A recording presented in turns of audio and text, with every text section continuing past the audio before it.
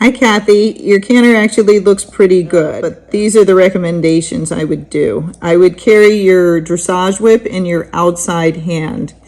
When you go to ask for the canter, I like to give the horse a lot of pre-cues so they know it's coming. So if you're doing it from the trot, I would keep your weight back. I would half halt on the reins, so that tells them something's coming up. And then I shift my weight to the outside, so you'd shift your weight to the right. And then I say the word canter, and then I ask with my outside leg. If they immediately don't canter off, I tap them with their stick right behind your leg.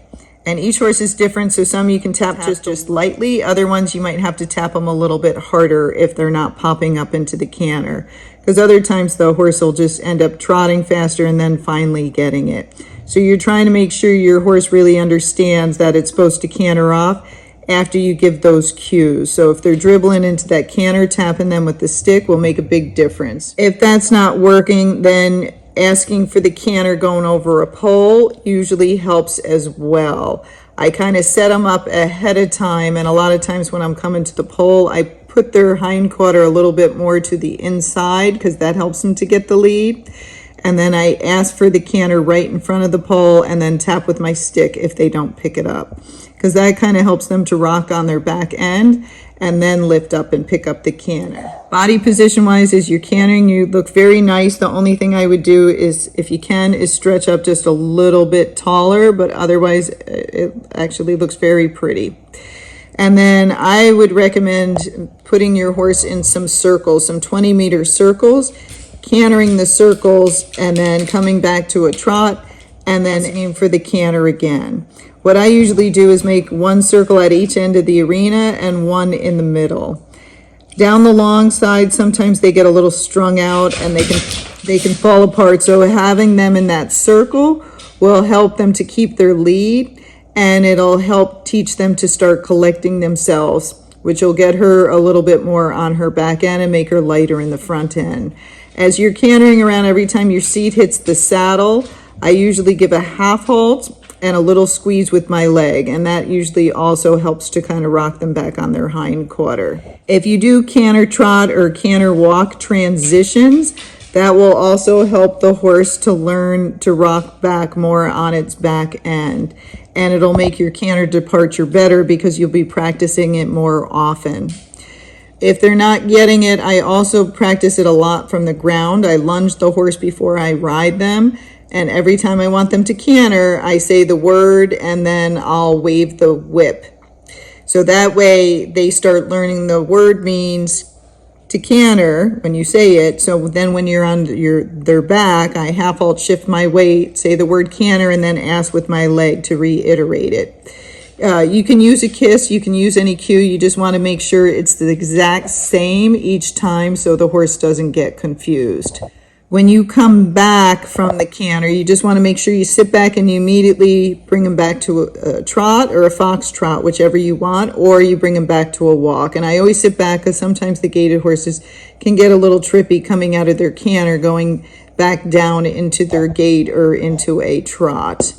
So here you're cantering quite nicely.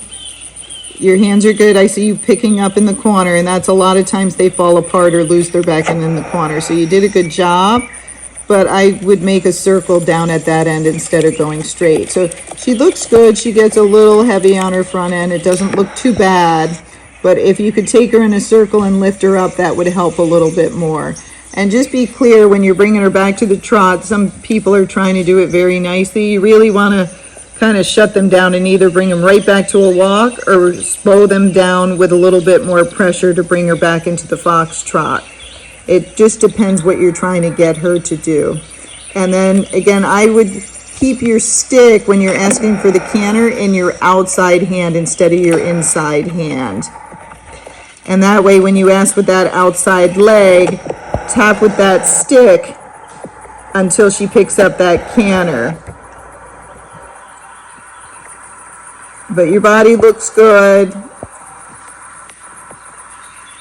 And the other thing, it looks like you're just moving with her, but you're trying to make sure you're not pumping. So if you're pumping, then you want to keep your body just a little bit more still.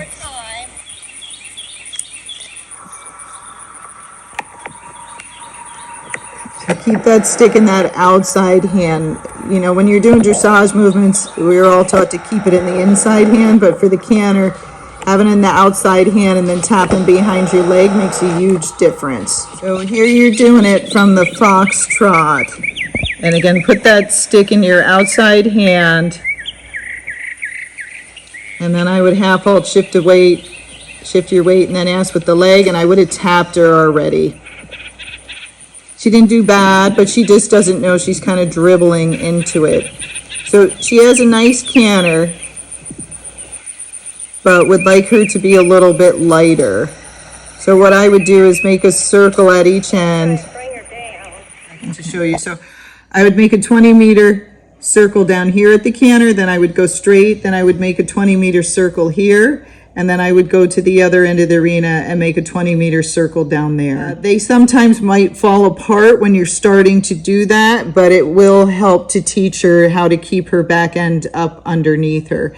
And again, you can canter the circle, and then you could even walk down the side, and then when you go to the next circle, ask for the canter the circle, come back to a walk or your foxtrot, and then go down to the other end and then ask again. So doing those transitions up to the canter and back down will help teach her to rock back on her back end more.